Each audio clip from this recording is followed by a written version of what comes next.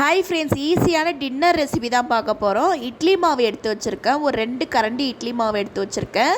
ஒரு 2 கரண்டி இருந்தால் போதும். மிக்ஸி ஜாரில் வந்து அந்த மாவை சேர்த்துக்கலாம். கெட்டியாக இருக்கணும் மாவு, அதே மாதிரி லேசாக புளிச்ச மாதிரி இருக்கணும். அப்போ தான் இது நல்லாயிருக்கும்.